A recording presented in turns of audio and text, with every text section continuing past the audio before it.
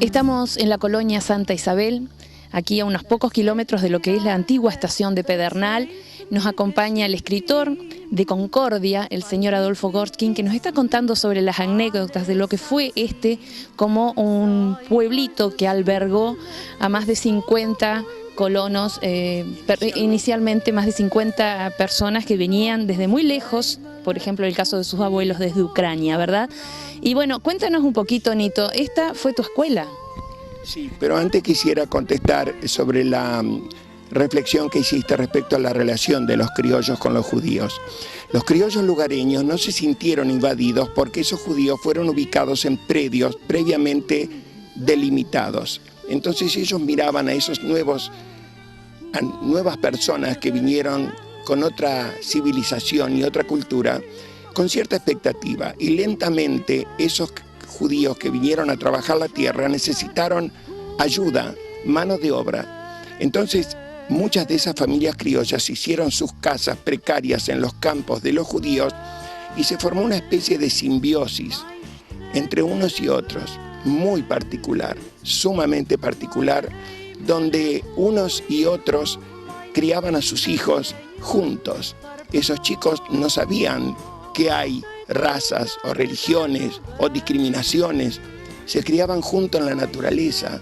Yo por eso relato en muchos de los cuentos de mi libro cómo chicos de unas y otras familias tenían una especie de relación íntima, eran como hermanos, hermanitos criados, que salían, por ejemplo, con una onda o una gomera, como se llama, juntos a recorrer el campo, a juntar huevitos de pájaros o lo que fuera, o a ir a la escuela. Esta escuela, que fue la escuela 116, centenaria, y el edificio es el original y sigue funcionando como escuela, con 8 chicos ahora, con Carlos Medina, que es el maestro, director, y Ramona Vanini, que es un capítulo aparte, que es la cocinera de la escuela.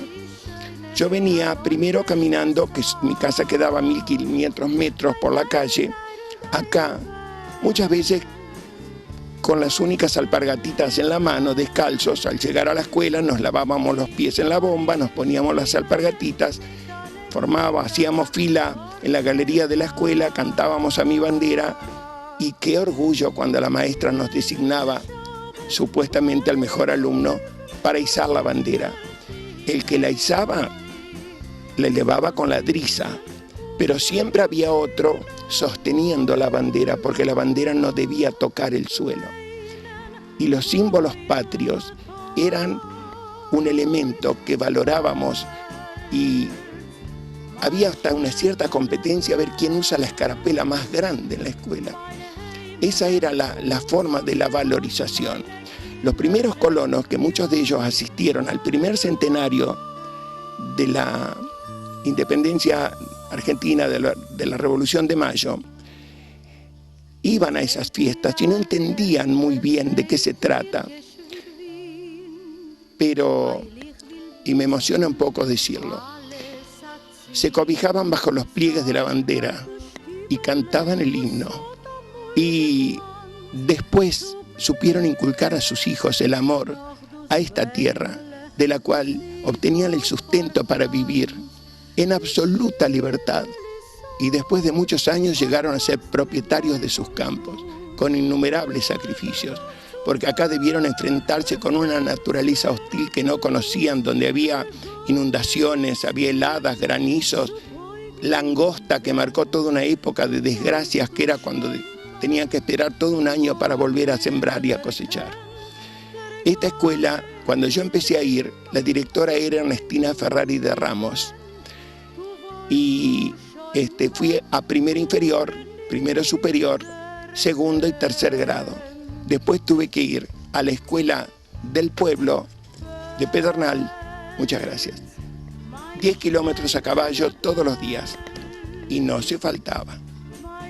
A la escuela se va, absolutamente. Allá hice cuarto, quinto y sexto grado. Más no pude estudiar, porque las economías de los colonos eran bastante precarias, llamémosle así. Parecerían ser como taperas que hay aquí frente a la escuela. ¿Qué fueron en esa época donde tú eras un niño que corrías, y después nos tienes que contar también sobre esos pinos que están ahí en la... Esa tapera que se ve enfrente se constituyó en la escuela hebrea de la colonia. No, detrás nuestro era la casa del maestro, que conjuntamente con el viejo edificio de la escuela componían el lugar, el asentamiento. En la casa vivía el maestro o la maestra con su familia, y acá era el aula donde se daba clase. Un único aula para 4 grados. Se edificó a los pocos años de radicados los colonos. Esa voz un poco ronquita es producida un poco por la emoción que me produce la gentileza que tuvieron ustedes de hacer esta recordación.